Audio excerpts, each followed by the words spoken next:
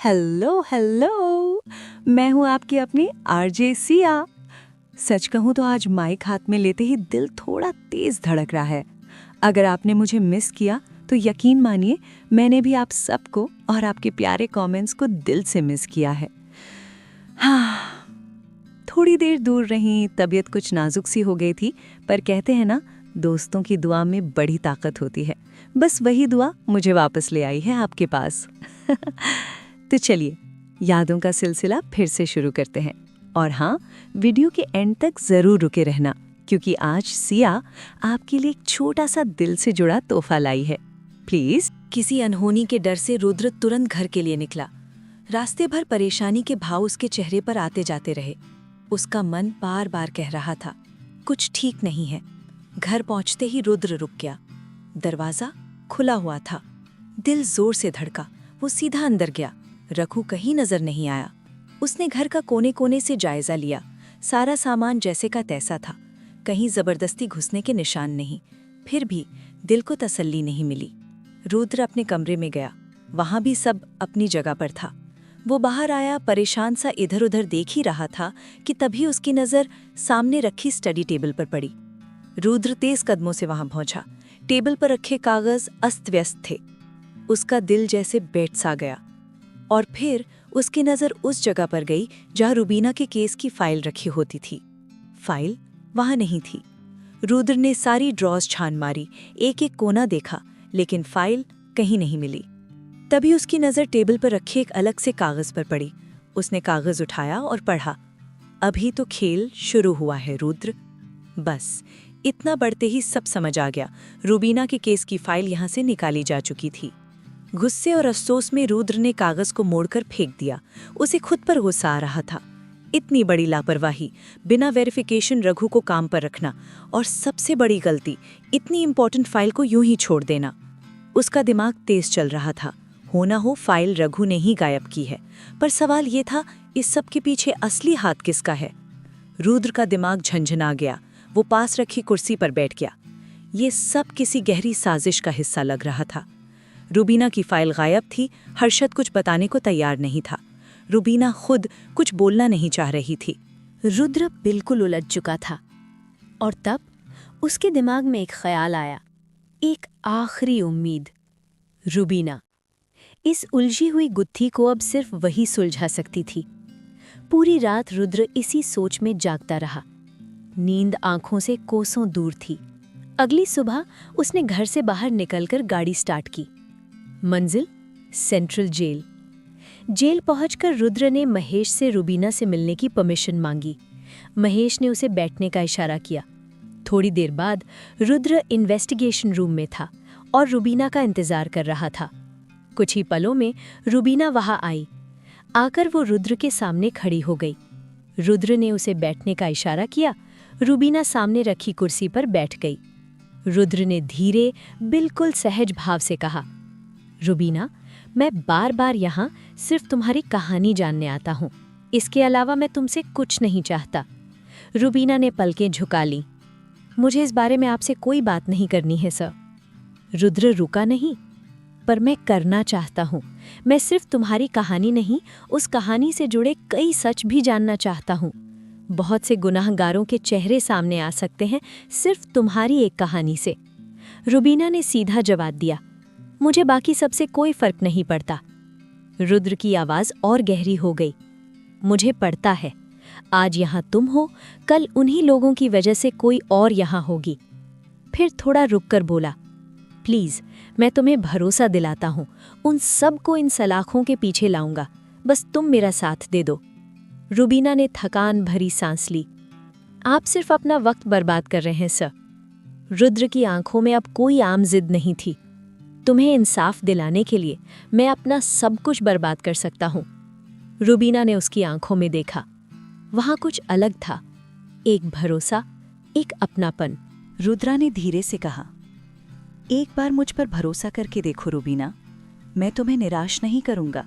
जानबूझकर अपनी जिंदगी को नर्क मत बनाओ। रुबीना का दिल एक पल के लिए पिघला, पर अगले ही पल उसका अतीत उसकी आंखों के सामने आ गया। आंखें डर और दर्द से नम हो गईं। रुद्रा न देख लें, इस सोच से रुबीना ने चेहरा दूसरी तरफ घुमा लिया। रुद्रा ने उसकी उदासी महसूस की। कुछ तो था जो दोनों को बिना किसी रिश्ते के भी जोड़ रहा था।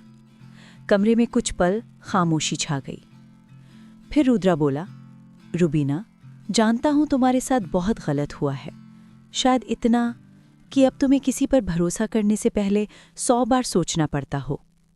उसकी आवाज़ भरी हो गई। लेकिन एक आखिरी बार, तुम मुझ पर भरोसा कर सकती हो। बदले में मुझे तुमसे कुछ नहीं चाहिए। तुम्हारी आज़ादी मेरी ज़िंदगी का सबसे बड़ा अचीवमेंट होगी। फिर धीरे से, प्लीज़ रुबीना। रुबीना चुपचाप सब सुनती रही, नजरें झुकी हुई। तब रुद्रा ने थके हुए स्वर में कहा, वैसे भी तुम मेरी आखिरी उम्मीद हो। तुम्हारे केस की फाइल तो मैं पहले ही खो चुका हूं। रुबीना ने अचानक पलकें उठाईं। वो फाइल खोई नहीं है, उसने शांत आवाज में कहा, बल्कि चुराई गई है। क्या? पर क्यों? रुद्रा की हैरानी और बढ़ गई। रुबीना की आवाज थोड़ी तेज हो गई, क्योंकि मैं नहीं चाहती आप मेरे करीब आओ, मेरी कहानी जानो। रुद्रा बस उसे देखता रह गया। रुबीना ने भीगी आवाज में कहा, मत कीजिए सर, प्लीज। जो जख्म भर चुके हैं उन्हें फिर से हरा मत कीजिए। और वहीं ये कहानी एक और गहरे मोड़ पर आकर रुक जाती है। सोचिए, अगर सच सामने आ गया तो कौन बचेगा और कौन टूट जाएगा? मुझे कोई इंसाफ नहीं चाहिए। इन 4 दीवारों के बाहर मेरा कोई नहीं है सर, जिसके लिए मैं नई जिंदगी की उम्मीद रखूं। मुझे मेरे हाल पर छोड़ दीजिए। रुबीना ने ये बात दर्द भरी आवाज में कही। लेकिन रुद्रा कहते कहते रुक गया। रुबीना उठ खड़ी हुई। उसने हाथ जोड़ लिए और कहा, बस सर, अब और नहीं, प्लीज जाइएगा यहां से। कहते हुए उसकी आंखों में नमी तैर आई। रुद्रा उसकी आवाज में छुपे दर्द को महसूस कर सकता था। वो चुपचाप उठा और दरवाजे की तरफ बढ़ गया। चलते चलते रुककर खड़ा हो गया। तब रुबीना ने कहा, मुझ पर एक एहसान करेंगे सर? रुद्रा पलटा, कहो। आज के बाद यहां कभी मत आइएगा। ये कहकर रुबीना ने अपना चेहरा घुमा लिया। रुद्रा तेज कदमों से वहां से चला गया और पीछे रुबीना की आंखों से आंसू बहने लगे। बाहर खड़ा महेश सब कुछ सुन रहा था। रुबीना का इस तरह बात करना उसे बिल्कुल अच्छा नहीं लगा। वो कमरे में आया और कहा, तुम आखिर चाहती क्या हो? वो तुम्हारी बिना किसी स्वार्थ की मदद करना चाहता है, फिर भी तुम उसे समझ नहीं पा रही हो। तुम जानती भी हो तुम्हें इंसाफ दिलाने के लिए वो किन किन मुसीबतों का सामना कर रहा है। बिना उसे जाने समझे तुमने उसे यहां से जाने के लिए कह दिया। कितना दुख हुआ होगा उसे। वो सिर्फ तुम्हारी मदद करने के इरादे से आया था रुबीना। लेकिन तुम्हें अब हर मर्द एक जैसा लगता है। रुबीना चुपचाप मुंह फेरे आंसू बहाती रही। महेश ने उसके कंधे पर हाथ रखते हुए कहा, चुप क्यों हो? जवाब क्यों नहीं देती? रुबीना पलटी। उसकी आंखों में आंसू भरे हुए थे। महेश ने हैरानी से पूछा, तुम रो रही हो? रुबीना ने आंसू पोंछे और धीरे से बोली, माफ कर दीजिए सर, मैंने उनका दिल दुखाया, लेकिन ये सब करने के पीछे एक बहुत बड़ी वजह है। वो है मेरा अतीत। आज तक जिसने भी मेरी मदद करनी चाही, उनके साथ उन लोगों ने बुरा बर्ताव किया। मैं नहीं चाहती थी रुद्रा सर के साथ कुछ गलत हो। मैं नहीं चाहती मेरी वजह से उन पर कोई मुसीबत आए। मैं इन 4 दीवारों में अपनी जिंदगी काट लूंगी, पर अगर मेरी वजह से रुद्रा सर को कुछ हो गया तो मैं खुद को कभी माफ नहीं कर पाऊंगी सर।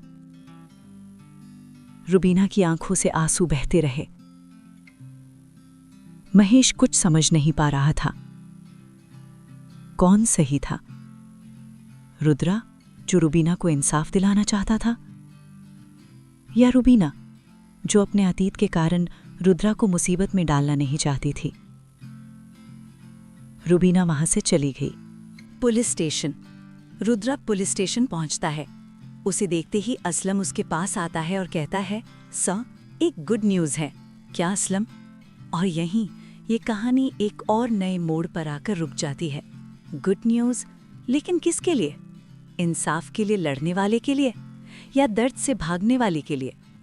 आगे की कहानी में शायद सच थोड़ा और करीब आएगा, या फिर और दूर चला जाएगा।